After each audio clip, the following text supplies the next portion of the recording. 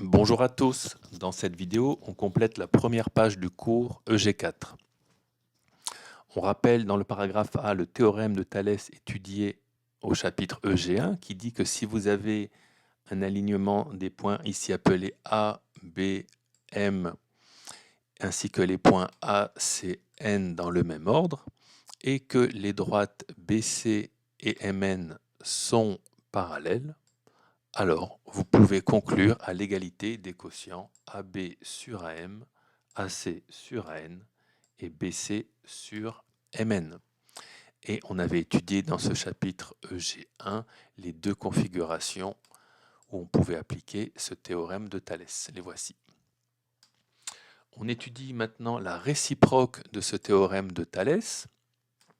Alors, celle-ci nous dit que si vous avez toujours un alignement de points ici appelés A, B, D et A, C, E dans le même ordre, et si vous avez l'égalité des quotients AB sur AD et AC sur AE, cela, AB, les longueurs AB sur AD et AC sur AE, alors vous pouvez conclure que les droites BC et DE sont parallèles.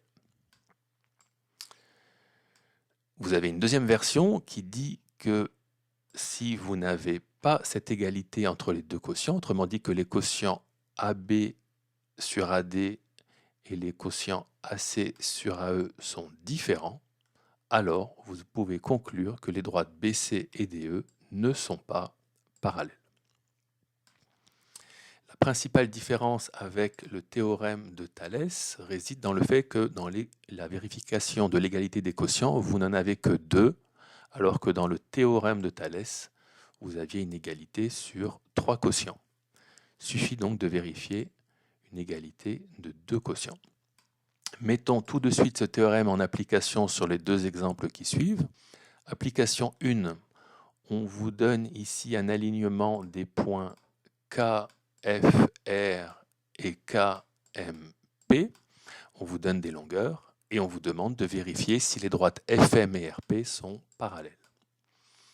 Alors on démarre toujours par rappeler la première hypothèse de cette réciproque du théorème de Thalès, à savoir l'alignement des points K, F, R et des points K, M, P. Ensuite, on va vérifier donc l'égalité de ces quotients. Donc on va calculer les quotients KF sur KR et KM sur KP. On va les calculer. En calculant KF sur KR, on obtient 3 neuvièmes, c'est-à-dire 1 tiers. Et en calculant KM sur KP, on obtient 4 douzièmes, c'est-à-dire également 1 tiers. On peut donc constater qu'on a une égalité de nos deux quotients, KF sur KR et KM sur KP. Donc ça constitue la deuxième hypothèse de cette réciproque de Thalès. Et donc on peut passer à la conclusion qui dit, d'après la réciproque du théorème de Thalès, les droites FM et RP sont parallèles. Voilà, pensez à bien évoquer bien sûr le théorème que vous utilisez, à savoir la réciproque du théorème de Thalès. Voici la conclusion. Mettons cette fois-ci en application le théorème sur cette configuration en nœud papillon. Alors ici, on vous donne toujours l'alignement des points, mais dit sous une autre façon ici, à savoir que les droites NB et MA sont séquentes en P. Cela revient à dire donc que les points NPB et MPA sont alignés dans le même ordre. Hypothèse 1. L'hypothèse 2, c'est le calcul des quotients, donc PN sur PB ici, PN sur PB et PM sur PA. On obtient environ 0,82 pour PN sur PB et environ 0,83 pour PM sur PA. On constate ainsi que les quotients PN sur PB et PM sur PA ne sont pas égaux. On a donc ici fait la deuxième vérification de l'hypothèse du théorème de la réciproque du théorème de Thalès, l'hypothèse 2 donc.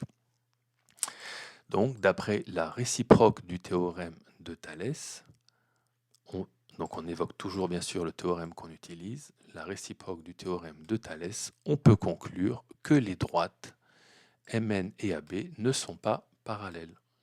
Voici donc la conclusion de l'exercice. Voilà, vous êtes prêts donc à faire les exercices mentionnés dans la séance. Bonne journée à tous, à bientôt.